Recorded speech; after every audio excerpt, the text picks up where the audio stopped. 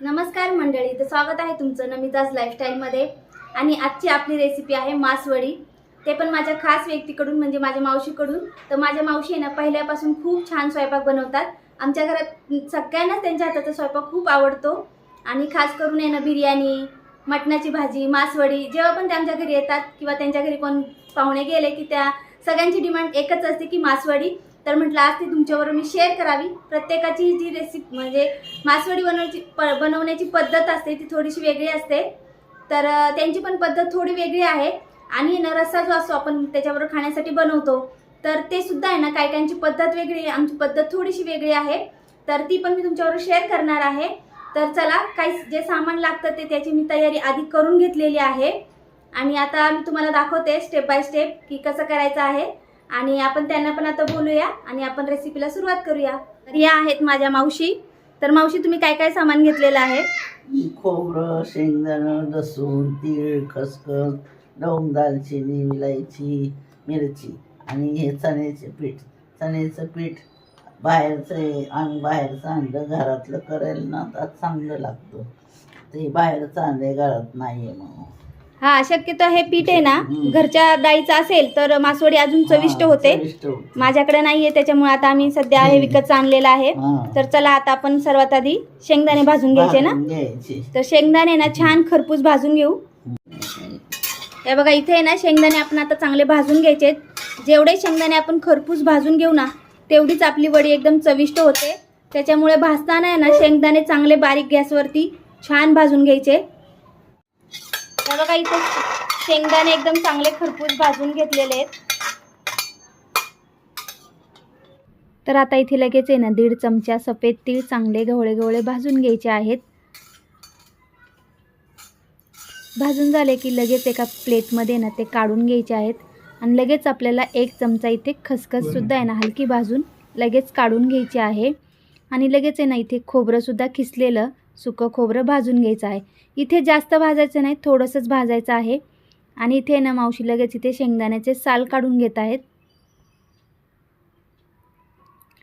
साल काढून झालं ना की लगेच आपल्याला हे थोडंसं आहे ना जाडसर वाटून घ्यायचं आहे, जास्त ह्याची बारीक पावडर करायची नाही आहे। तर बघा, या प्रकारे इथे आपल्याला वाटून घ्यायचं आहे। त्याच मिक्सरच्या भांड्यामध्ये आहे ना आता 2 सुक्या लाल मिरच्या घेतलेल्या आहेत, लवंग घेतलेली आहे, दालचिनी घेतलेली आहे आणि इलायची घेतलेली आहे। तर इलायची टाकल्यामुळे ना आपल्या वडीला वास छान येतो। आणि वाटताना ना त्याच्यामध्ये मीठसुद्धा इथेच टाकून घेतलेलं आहे आणि हे आपल्याला बारीक वाटून घ्यायचं आहे। तर हे वाटून झालं ना की खसखस आणि तीळ भाजून घेतलेले होते ना आपण, तर ते सुद्धा इथे आपण बारीक वाटून घ्यायचं आहे। आणि हे लगेच आपण त्या ताटामध्ये काढून घ्यायचं आहे। तर आता इथे लगेच आपण लसूणसुद्धा आहे ना बारीक वाटून घ्यायचा आहे, तो सुद्धा आहे ना ह्याच्यामध्ये चांगला मिक्स करून घ्यायचा आहे। तर आता ह्याच्यामध्ये ना आपण इथं खोबरं टाकून घ्यायचं आहे आणि हे मिश्रण आहे ना एकदम चांगलं मिक्स करून घ्यायचं आहे। मीठ वगैरे काय कमी जास्त वाटलं ना तर ह्याच्यामध्ये टाकून घ्यायचं आहे। इथे तुम्हाला ना जर बारीक वाटायचं असेल ना शेंगदाणे तुम्ही वाटू शकता। आम्हाला थोडंसं जाडसर आवडतं, त्याच्यामुळे इथे मी थोडंसं जाडसर घेतलेलं आहे। काही जण ह्याच्यामध्ये आहे ना कांदासुद्धा टाकतात बरं का, बारीक चिरून। आम्ही टाकत नाही। हे जे आम्ही करतो ना आमच्या पद्धतीने, तर ह्याची वडी जी आहे ना आपल्याला दुसऱ्या दिवसापर्यंत सुद्धा चांगली राहते, खराब होत नाही।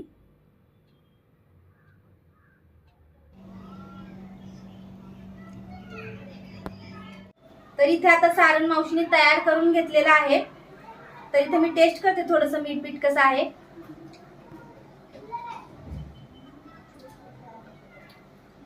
बरोबर आहे। आणि आपण इलायची टाकली होती ना त्याच्यामुळे त्याला एकदम वास एकदम छान आलेला आहे आणि सारण खूप छान झालेलं आहे। तर चला, आता आपण पीठ मस्त हटवून घेऊया। तर आता इथे मिक्सरच्या भांड्यामध्ये ना 7-8 लाल सुक्या मिरच्या घेतलेल्या आहेत, जिरं घेतलेलं आहे, हळद आणि मीठ आणि पाणी टाकून आहे ना ह्याची चांगली बारीक पेस्ट करून घ्यायची। तर हे बघा, अशा प्रकारे ह्याची बारीक पेस्ट करून घेतलेली आहे। तर आता इथे गॅसवर एक कढई ठेवून घेतलेली आहे। कढई गरम झाली की त्याच्यामध्ये 1.5 चमचा तेल टाकून घ्यायचं आहे आणि ठेचलेला लसूण आणि जिरं चांगलं तेलामध्ये फ्राय करायचं आहे। आणि लगेच आहे ना आपण वाटलेली जी मिरची होती ना त्याची पेस्ट टाकून घ्यायची आहे आणि ही तेलामध्ये आहे ना चांगली परतून घ्यायची आहे। परतून झाली की लगेच आपण याच्यामध्ये पाणी टाकून घ्यायचं आहे। मिरची खूप तिखट आहे ना। घ्यायची का बस. तर इथे आपल्या पाण्याला उकळी येते, तोपर्यंत इथे ना आपण लगेच बेसन पीठ चाळून घेऊया. बेसन पीठ शक्यतो चाळूनच घ्यायचं आहे, नाहीतर आहे ना पीठ हाटताना गाठी होतात. त्याच्यामुळे इथे पीठ चाळून घ्यायचं, म्हणजे आपल्या गाठी होत नाहीत पीठ हाटताना. तर इथे आता पाण्याला उकळी आलेली आहे, तर थोडं थोडं बेसन पीठ टाकून आहे ना पीठ लगेच इथे हटून घ्यायचं आहे. आणि पीठ टाकताना आहे ना इथे लगेच मिक्स करत राहायचं आहे, म्हणजे गाठी होत नाहीत.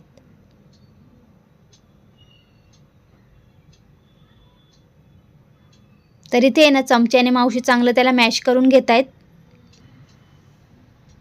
तर बघू शकता तुम्ही इथे मावशीने एकदम छान असं पीठ एकदम हटून घेतलेलं आहे, सगळीकडून चांगलं मिक्स झालेलं आहे.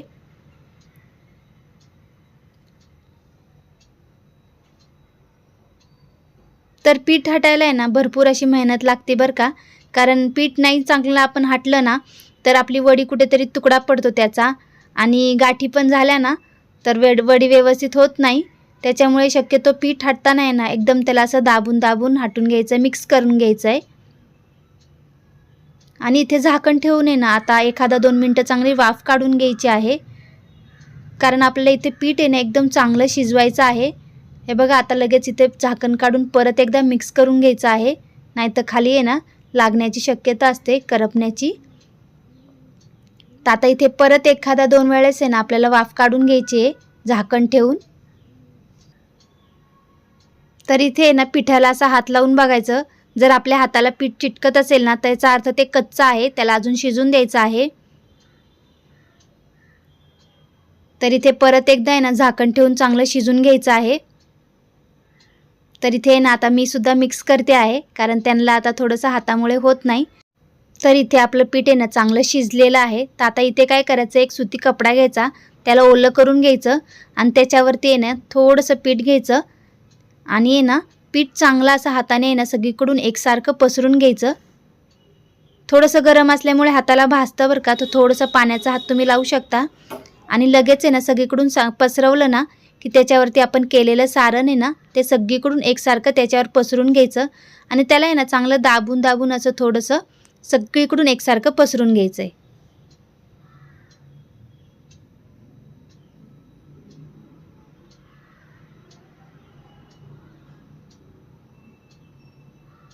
तर हे बघा इथे मावशीने ना चांगलं सगळीकडून एकसारखं त्याला पसरून घेतलेलं आहे. तर अशा प्रकारे ना आता त्याचं तोंडसुद्धा चांगलं बंद करून घ्यायचं आहे. तर हे बघा अशा प्रकारे चांगलं याचं तोंड बंद करून आहे ना ह्याला असं चांगलं लांब असं ओढत राहायचं आहे. ही वडी आहे ना गोल आकाराची तयार होते, त्याच्यामुळे असं मावशी त्याला लांब ओढतायत. तर अशा प्रकारे ना असं चांगलं लांब ओढून घ्यायचं त्याला. आणि जर आपल्या हाताला चटके बसत असतील ना तर थोडंसं त्याला पाण्याचा हातसुद्धा लावायचा. हे बघा इथे मी सुद्धा केलेली आहे. बघू शकता इथे तुम्ही किती छान अशी वडी तयार झालेली आहे, कुठेही त्याचा तुकडा वगैरे पडलेला नाही आहे. ते बघा सगळ्या वड्या अशा मी चांगल्या तयार करून घेतलेल्या आहेत.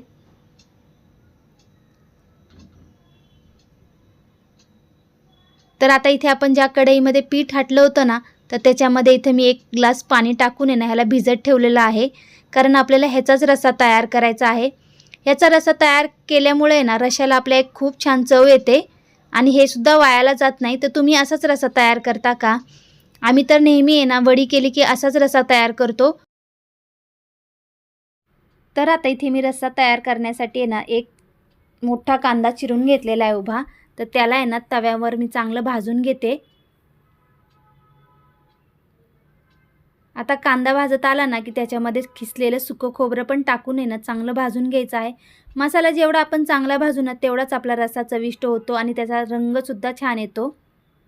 तर इथे मसाला आहे ना आपल्याला एकदम चांगला भाजून घ्यायचा आहे.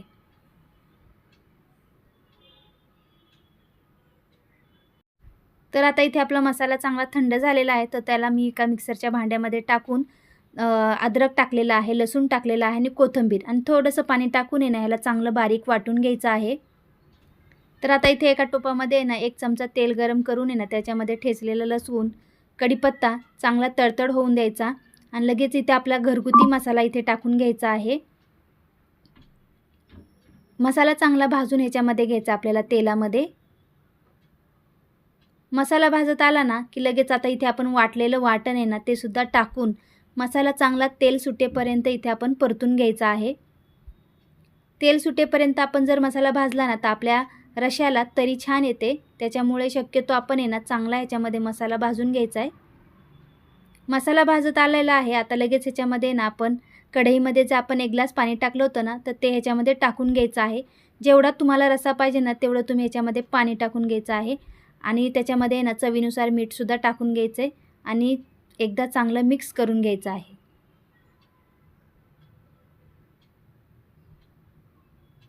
तर इथे आपला आहे ना रस्सा उकळतोय. तर इथे ना आपल्या वड्या लगेच आता आपण इथे कट करून घेऊया. हे बघा अशा प्रकारे आपल्याला इथे वडी कट करून घ्यायचं आहे. त्याचा आकार आहे ना छान दिसतो अशा प्रकारे कट केल्यामुळे. तर बघू शकता इथे तुम्ही वडी किती सुंदर तयार झालेली आहे. तर इथे मी सगळ्या वड्या ना काढून घेतलेल्या आहेत. त्याचे आकार किती छान दिसत आहेत आणि वडी एकदम छान झालेली आहे. कुठेही त्याचे तुकडे पडलेले नाही आहेत, काही नाही, कारण आपण पीठ एकदम चांगलं शिजून दिलेलं होतं.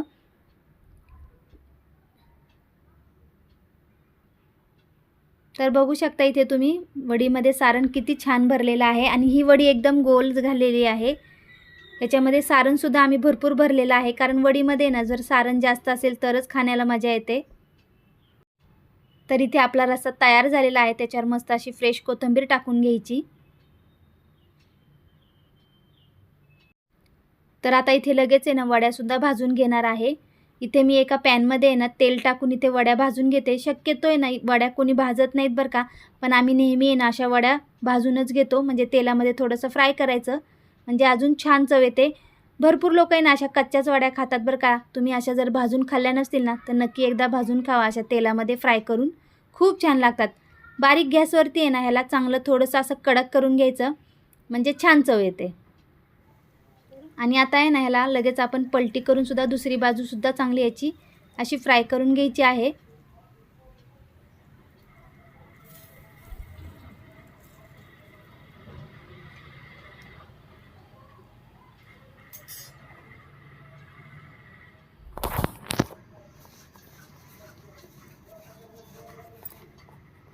तर इथे आपला रस्सासुद्धा तयार झालेला आहे आणि वड्यासुद्धा तयार झालेल्या आहेत. तर लगेच आता आपण ताट वाढूया.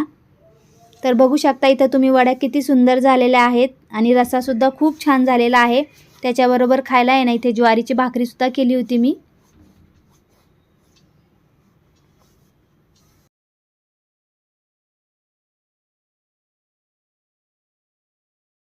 तर तयार झालेली आहे आपली मासवडी, ते पण आमच्या मावशीच्या पद्धतीने. तुम्हाला आमची पद्धत कशी वाटली, तुम्हाला आमचा व्हिडिओ कसा वाटला? जर तुम्हाला व्हिडिओ आवडला असेल तर व्हिडिओला लाईक करा आणि शेअर करा आणि चॅनलला सबस्क्राईब करा. तोपर्यंत बाय बाय.